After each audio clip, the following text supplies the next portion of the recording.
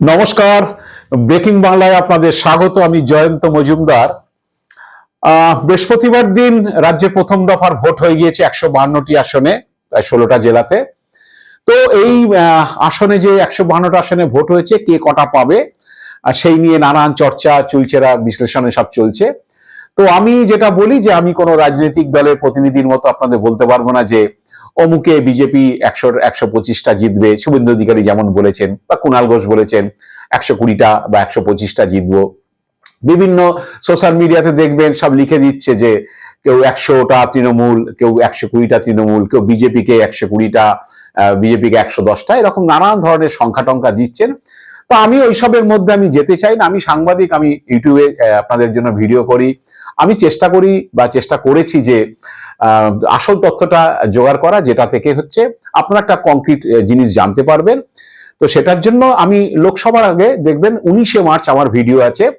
19শে মার্চে আমি একটা ভিডিও করেছিলাম লোকসভা ভোটের প্রাককালে, যে 12টির বেশি আসনে হচ্ছে আপাতত বিজেপি কোনো লড়াই দিতে পারছে না। মানে 12টা আসনের মধ্যে বিজেপির লড়াইটা সীমাবদ্ধ থাকবে, তার বাইরে হবে না। তো আলটিমেটলি আপনারা দেখেছেন লোকসভাতে বিজেপি 12টা আসনই পেয়েছিল। তো যখন আমি একটা কিছু করব, তখন আমি তো আর পলিটিক্যাল পার্টির লোক নই যে তার মতো করে হচ্ছে আমি বলে যাব বা দাবি করে যাব। এটা আমার মনে হয় যারা ভিউয়ার্স আছে তাদের প্রতি অমর্যাদা করা হয়। তো আজকের আসছি যে কেন আমি থাম্বনেল করেছি যে শুভেন্দু অধিকারীদের হচ্ছে এই সরকার গঠনের যে তারা যে দাবি করছিল পাল্টানো দরকার, চাই বিজেপি সরকার, সেটা কেন ধূলিসাৎ হতে গিয়েছে প্রথম দফার ভোটের যে জেলাগুলোতে ভোট হয়ে গেছে, যে আসনগুলোতে ভোট হয়ে গেছে, তার একটা ছোট করে বিশ্লেষণ। আমি এত ডিটেলে যেতে পারবো না, কারণ আমার ভিডিও সাইজ যা, তার মধ্যে আপনাদের জানানোর চেষ্টা করব। তো তার আগে আপনাদের বলে রাখি যে আপনারা আমার ভিডিও দেখছেন, আপনাদের ভালো লাগছে, আপনারা কমেন্টস করছেন, অনেক লাইক করছেন।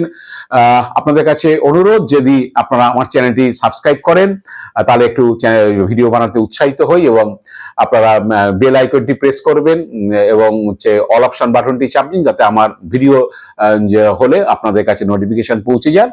আর দর্শক বন্ধুদের কাছে অনুরোধ করছি, যদি ভিডিও ভালো লাগে আপনারা আপনার বন্ধু বান্ধবদের শেয়ার করবেন। তো আসছি যে হচ্ছে এই প্রথম দফার 152টি যে আসন, সেই 152টি আসনের মধ্যে হচ্ছে কে কটা পেতে পারে সেই নিয়ে আমি একটা বিশ্লেষণ করছি, সেই জেলাওয়ারি ধরে। তো গতবারে কি ছিল মোটামুটি এবং এবারে কি হতে চলেছে, তো সেটা আমি যেটা খবর নিয়েছি। এবার অনেকে পার্সেন্টেজ নিয়ে কথা বলছেন, আমি বলি যে পার্সেন্টেজটা কিছু অস্বাভাবিক কিছু হয়নি।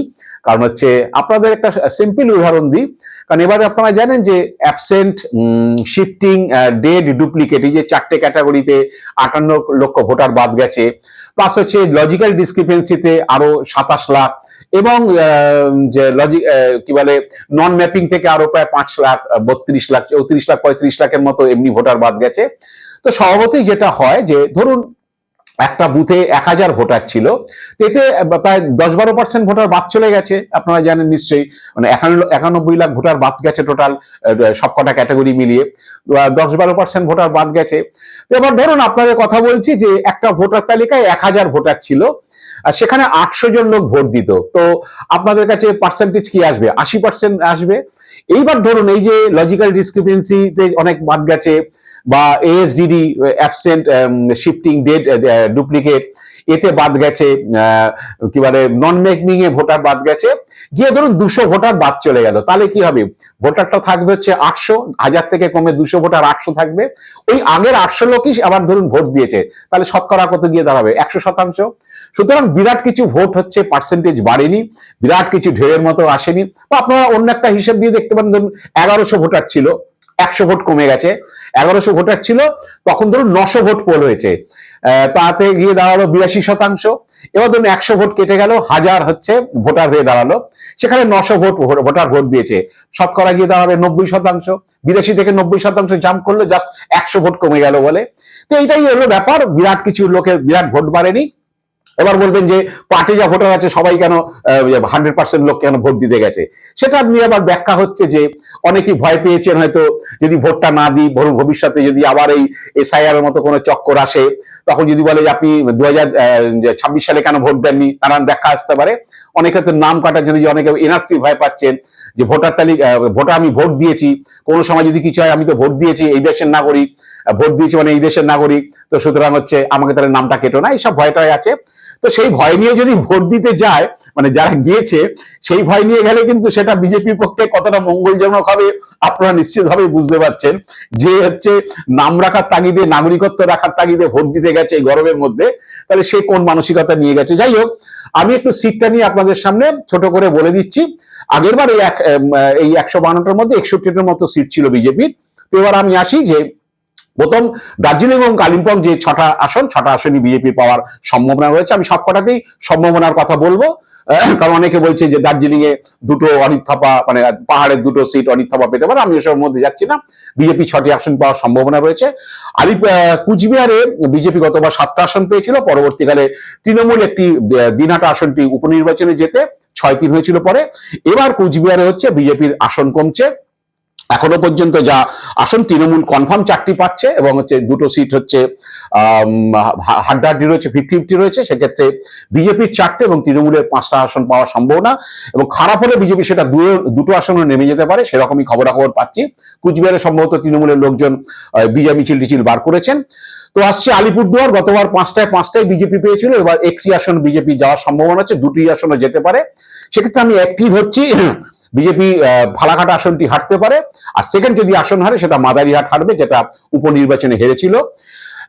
তারপরে আসছে আপনি জলপাইগুড়ির ক্ষেত্রে। জলপাইগুড়িতে গতবার বিজেপি 4টি আসন ছিল, তৃণমূলের 3টি ছিল। এবার ঠিক উল্টো হবে, বিজেপির 3টি আসনের সম্ভাবনা আছে, তৃণমূলের 4টি আসনের সম্ভাবনা আছে। তবে জলপাইগুড়ি সদর এবং নাগরাকাটা, তার মধ্যে হচ্ছে একটি আসন, নাগরাকাটা আসনটা বিজেপির হেরে যাওয়ার সম্ভাবনা আছে। হলে তৃণমূলের 5টা আসন হতে পারে, এবং বিজেপির আরো একটি কমতে পারে, 3 থেকে 2-এ নামতে পারে। নর্থ দিনাজপুরে গতবার 6-3 ছিল, বিজেপি 3টে ছিল। এবার রায়গঞ্জ সিটটা তারপরে তৃণমূল উপনির্বাচনে জিতেছিল, রায়গঞ্জ সিটটা এবার হারছে বিজেপি, সম্ভবত হেমতাবাদ এবং হচ্ছে কালিয়াগঞ্জ সিটটা ধরে রাখতে পারে। দক্ষিণ দিনাজপুরে হেরফের বিশেষ হবে না, 6টা আসনের মধ্যে 3টি করেছিল দুজনের, এবারও সম্ভবত 3টে করেই থাকবে। মালদাতে যেটা হয়েছে, গতবার তৃণমূলের 8টা ছিল, এবার বিজেপি 4টে ছিল। এখনো পর্যন্ত যা খবর, তাতে মালদাতে হচ্ছে বিজেপির একটা সিট কনফার্ম, সেটা হচ্ছে হবিবপুরের সিটটা। বাকি 4টে সিট হচ্ছে বিজেপির সঙ্গে তৃণমূলের প্রায় 50-50 হয়ে আছে, এবং 7টা সিট তৃণমূলের কনফার্ম আছে। তৃণমূলের সেক্ষেত্রে 8খানা সিট, এবং বিজেপি যদি 50-50 সিটের আরো 3টে জিতে আসে, সেক্ষেত্রে সর্বোচ্চ 4টে সিট সে জিততে পারে, আবার সেটা 2-এও চলে যেতে পারে, এরকম একটা পজিশন রয়েছে। এবং মুর্শিদাবাদে বিজেপির 2টো আসন ছিল, সম্ভবত এবারও 2টো আসন থাকতে পারে। যদি বহরমপুর সিটটা হেরে যায়, হয়তো বড়োয়া সিটটা বিজেপি জিততে পারে। মুর্শিদাবাদ সিটটা তৃণমূলের সঙ্গে খুব টাফ লড়াইয়ে আছে, বলা যাচ্ছে না। যদি খুব ভালো করে হয়তো 2টো আসন পেতে পারে, তৃণমূল 16টি পেতে পারে। এবং যদি নওদা সিটটা হুমায়ুন কবির জেতে, ওখানে তৃণমূলের একটা অন্তর্দ্বন্দ্ব আছে, হুমায়ুনকে জেতানোর জন্য একটা অংশ কাজ করেছে বলে শোনা যাচ্ছে। যদি জেতে, তাহলে সেক্ষেত্রে তৃণমূলের 15টা আসন হতে পারে, কংগ্রেস 3টে সিট জিততে পারে। সেখানে কংগ্রেসের জেতার আসনের মধ্যে ফারাক্কা, কি বলে রয়েছে, ফারাক্কা, শামশেরগঞ্জ, বহরমপুর, এবং হচ্ছে আরেকটি সিট রয়েছে, কি বলে আপনাদের বলে দিচ্ছি, সেটা হচ্ছে শামশেরগঞ্জ, রঘুনাথগঞ্জ, ফারাক্কা, শামশেরগঞ্জ এবং হচ্ছে বহরমপুর, এই 4টে তাদের সম্ভাবনা আছে। ডোমকল আসনটি সিপিএম এর জেতার সম্ভাবনা রয়েছে। তো সেক্ষেত্রে তৃণমূল 15 থেকে 16টা, বিজেপির হয়তো 2টো হতে পারে, কোনো সময় 1টাও হয়ে যেতে পারে, এবং হচ্ছে কংগ্রেসের 3টি আসন তারা জিততে পারে মুর্শিদাবাদ থেকে। উত্তর দিনাজপুরে, একটা ভুল হয়েছে, উত্তর দিনাজপুরে কংগ্রেসের একটা সম্ভাবনা আছে চাকুরিয়াতে, সেটা 50-50 হয়ে আছে। এখন অনেকে বলছে কংগ্রেস সেটা জিততে পারে, জিতলে হচ্ছে তৃণমূলের উত্তর দিনাজপুরে 6-এর জায়গা 5 হতে পারে। বিজেপি যেমন 2টো বলেছি, 2টোই থাকতে পারে, একটা কংগ্রেস জিততে পারে, এরকম একটা সম্ভাবনা। তবে করণদিঘিতে যেটা বলা বলা হচ্ছে সিপিএম এর যে ক্যান্ডিডেট জিতবে সেটা সম্ভবত নাও হতে পারে, হয়তো তিনি লড়াই দিতে পারেন কিন্তু হয়তো আসন জিততে পারবেন না। কিন্তু মুর্শিদাবাদে সিপিএম ডোমকল আসন জেতার সম্ভাবনা রয়েছে, রানীনগরে তারা ভালো ফাইট দিয়েছে এবং প্রথম দফার ভোটে মুর্শিদাবাদে সিপিএম কে পথে দেখা গেছে, যেটা বিজেপিকে দেখাই যায়নি। এবং সিপিএম আগের মতো অনেকটা যেটা শুনলাম যে নির্বাচনে লড়াইটা দিয়েছে। একইভাবে বীরভূমে তৃণমূলের 9টি সিট জেতার সম্ভাবনা রয়েছে। 2টি আসন বিজেপির 50-50 হয়েছে। আমি তবুও সর্বোচ্চ হিসাবে 2টি আসন দিয়েছি। সেই 2টি হলো, একটি লড়াইয়ে রয়েছে সিউড়ি এবং দ্বিতীয়টি হচ্ছে দুবরাজপুর। দুবরাজপুর আগে বিজেপি ছিল, 10টা তৃণমূলের ছিল। তো এরকম একটা অবস্থা। আর হচ্ছে বাঁকুড়াতে গতবার বিজেপি 8টা সিট জিতেছিল, তৃণমূল 4টে জিতেছিল। এবার আমি সর্বোচ্চ বিজেপিকে 8টা সিট দিয়েছি, তৃণমূলকে 4টে সিটের সম্ভাবনার কথা বলছি। কারণ বাঁকুড়াতে এটা আবার যে 7-5 হয়ে যেতে পারে বা 6-6 হয়ে যেতে পারে, কিন্তু আমি সর্বোচ্চ বিজেপিকে 8টা আসনই বলছি। পুরুলিয়াতে গতবার বিজেপি 6টা, তৃণমূল 3টে জিতেছিল। এবার পুরুলিয়ায় সিট কমতে পারে বিজেপির, 5টাতে নামতে পারে এবং 4টে তৃণমূল পেতে পারে। ঝাড়গ্রামে বিজেপি খাতা খুলতে পারে, 4টে জায়গায় গতবার 4টেই হেরেছিল, এবার 2টো সিট জেতার সম্ভাবনা আছে ঝাড়গ্রাম এবং গোপীবল্লভপুরে। মেদিনীপুরে বিজেপি গতবার 2টো সিট জিতেছিল, খড়গপুর সদর এবং ঘাটাল। এবার বিজেপি আরো 200 আসন বাড়াতে পারে। তার মধ্যে নারায়ণগড় এবং মেদিনীপুর সদর। পূর্ব মেদিনীপুরে বিজেপি গতবার 7টা সিট জিতেছিল, তৃণমূল 9টা জিতেছিল। এবার হচ্ছে 8টা হতে পারে। সম্ভবত তমলুক আসনটা তৃণমূল হেরে যেতে পারে। আর যে শুভেন্দু অধিকারী হয়তো কম মার্জিনে হলেও, আমি বলছি আজকে, যদিও তৃণমূল খুব কনফিডেন্ট যে পবিত্রকর নন্দীগ্রামে জিতবে, কিন্তু শুভেন্দু অধিকারী কম মার্জিনে হলেও হয়তো নন্দীগ্রামটা জিতে যেতে পারে। এবার আপনাকে আসি, পশ্চিম বর্ধমানে একই থাকবে, সম্ভবত 3টে বিজেপি এবং হচ্ছে 6টা তৃণমূল, যেটা গতবার হয়েছিল। কুলটি, আসানসোল দক্ষিণ এবং দুর্গাপুর পশ্চিম। তো এই হলো অবস্থা। তাতে দেখা যাচ্ছে যে 60টার মতো আসন বিজেপি জেতার সম্ভাবনা রয়েছে, কিন্তু প্রথম দফা 60টা আসন জিতে বিজেপির পক্ষে ক্ষমতায় আসা সম্ভব না, যেটা আমি থাম্বনেলে বলেছি। কারণ পরবর্তী ধাপে যে ভোট রয়েছে সেখানে 142টা আসনের মধ্যে গত বছর বিজেপি, গতবারের ভোটে বিজেপি মাত্র 14টা আসন জিতেছিল, যেখানে কলকাতাতে কোনো আসন নেই বিজেপি, দক্ষিণ 24 পরগনা আসন নেই, হাওড়াতে কোনো আসন নেই, উত্তর 24 পরগনা 5টা আসন রয়েছে বর্তমানে এবং নদিয়াতে 9টা আসন রয়েছে। তো এই 14টা হচ্ছে সম্বল।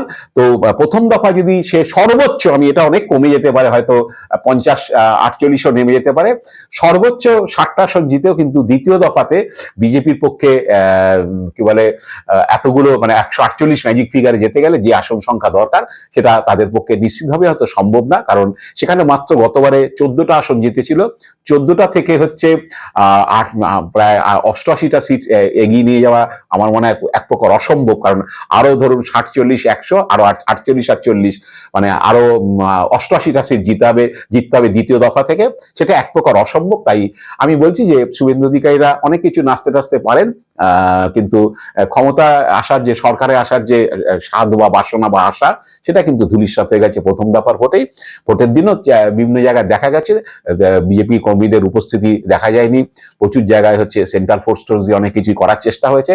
শুনলাম ভোটের শেষে নাকি অমিত শাহ প্রচন্ড ক্ষুব্ধ হয়েছে বিজেপি নেতৃত্বের প্রতি, কারণ তার কাছেও পাকা খবরটা এসছে যে প্রথম দফায় বিজেপি 50-55 বা 60-এর উপর উঠতে পারবে না। আমি সর্বোচ্চ আসনই বলেছি, দেখা যাক এখন আগামী দিনে মানে কি ভবিষ্যতে হয়, তার জন্য 4 মে পর্যন্ত অপেক্ষা করতে হচ্ছে।